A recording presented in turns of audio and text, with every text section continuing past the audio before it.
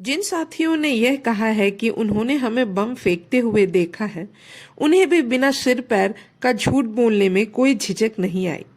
हमें आशा है कि जिन लोगों का ध्येय न्यायिक शुद्धता तथा निष्पक्षता की रक्षा करना है, वे इन तथ्यों से स्वयं निष्कर्ष निकालेंगे। साथ ही हम स्वीकार करते हैं कि अभी तक सरकारी पक्ष ने औचित्य की रक्षा की है तथा न्यायालय ने न्यायपूर्ण रवैया अपनाए रखा है। प्रथम प्रश्न का उत्तर कुछ विस्तार में देना होगा, जिससे कि हम इन प्रयोजनों और परिस्थितियों का एक पूर्ण और खुले रूप में स्पष्ट कर सकें, जिनके परिणाम वह घटना हुई है जिसने अब ऐतिहासिक स्वरूप ले लिया है। जेल में हमारे साथ जिन पुलिस अधिकारियों ने भेंट की, उनमें से कुछ ने जब हमें यह बताया कि विचाराधीन घटना के पश्चात दोनों सदनों के संयुक्त अधिवेशन को संबोधित करते हुए लॉर्ड इरविन ने यह कहा है कि हम लोगों ने बम फेंककर किसी व्यक्ति पर नहीं वरन स्वयं एक संविधान पर आक्रमण किया है, उस समय हमें तुरंत यह आभास हुआ कि इस घटना के वास्तविक महत्व का सही मूल्यांकन किया गया है। मानव मात्र की प्रति हमारा प्रेम किसी से भी कम नहीं है, अतः किसी व्यक्ति के प्रति द्वेष रखने का प्रश्न ही नहीं उठता। इसके विपरीत हमारी दृष्टि में मानव जीवन इतना अधिक पवित्र है कि उस पवित्रता का वर्णन शब्दों में नहीं किया जा सकता। समाजवादी दीवान चमन लाल ने हमें जघन्य आक्रमणकारी और देश के लिए अपमानकारक बताया है। यह सत्य नहीं है। साथ ही लाहौर के समाचार पत्र ट्रिब्यून तथा कुछ अन्य लोगों की धारणा भी असत्य है कि हम उन्मत्त हैं।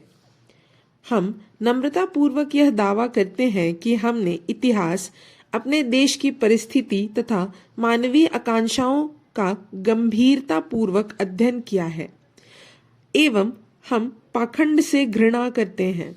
हमारा ध्येय उस संस्था के विरुद्ध व्यवहारिक प्रतिरोध प्रकट करना था जिसने अपने आरंभ से केवल अपनी निरुपयोगिता का ही नहीं वरन हानि पहुंचाने की दुर्गामी शक्ति का भी नग्न प्रदर्शन किया।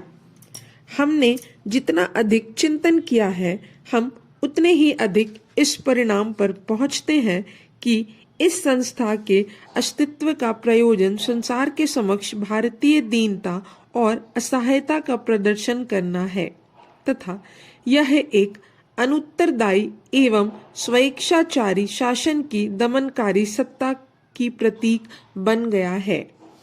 जनता के प्रतिनिधियों की राष्ट्रीय मांग को बार बार रद्दी की टोकरी में फेंक दिया जाता है। सदन द्वारा पारित पवित्र प्रस्तावों को तथाकथित भारतीय संसद के फर्श पर निरादर पूर्वक पांव तले कुचला जाता रहा। दमनकारी एवं स्वेच्छाचारी कानूनों के निवारण से संबंधित प्रस्तावों की सबसे अपमानपूर्वक उपेक्षा की गई तथा निर्वाचित प्रतिनिधियों ने जिस सरकारी कानूनों और प्रस्तावों को अस्वीकार कर दिया, उनका भी सरकार द्वारा स्वेच्छाचारित पूर्वक स्वीकृति प्रदान की जा रही है। संक्षेप में, ईमानदारी के साथ प्रयत्न करने पर भी हमारी समझ में यह नहीं आ सका कि ऐसी संस्था का अस्तित्व किस प्रकार न्याय संगत माना जा सकता है, जिसकी शान शौकत बनाए रखने के लिए भारत के करोड़ों लोगों के गाढ़े पसीने की कमाई व्यय की जाती है और इसके बाद भी जो सारहीन अभिनय और शैतानी से भरा षड्यंत्र मात्र बनकर रह गई है। अंततः समूचे देश के प्रतिनिधियों को इस प्रकार अपमानित किया गया है, जिसे हम अमानवीय और बर्बर कहते हैं। साथ ही देश के करोड़ों भूखे तथा दरिद्र लोगों को उनके मौलिक अधिकारों तथा आर्थिक हित के एकमात्र साधन से वंचित कर दिया गया है। कोई भी ऐसा व्यक्ति जिसके हृदय में मूक और पराधीन श्रमिकों की दुर्दशा के प्रति हमारे जैसी सहानुभूति है, इस दृश्य को शांतिपूर्वक नहीं देख सकता। जिसके हृदय में उन श्रमिकों के लिए करुणा है, उन्होंने उन शेषकों के आर्थिक ढांचे के निर्माण के लिए मौन रहकर अपना जीवन रक्त गिराया है, जिनकी यह सरकार सबसे अधिक समर्थक है। निर्दय निर्दलन के फलस्वरूप उठने वाले आत्मा के कंदरन को दबा नहीं सकता।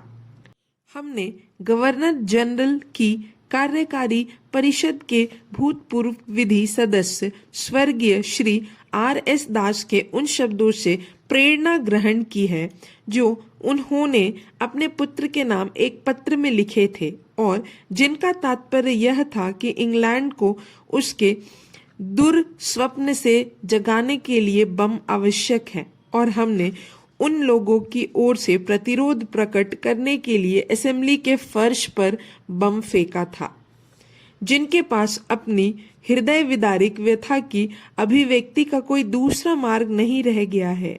हमारा एकमात्र ध्येय यह था कि हम बाहरों को अपनी आवाज सुनाएं और समय की चेतावनी उन लोगों तक पहुंचाएं जो उसकी अपेक्षा कर रहे हैं।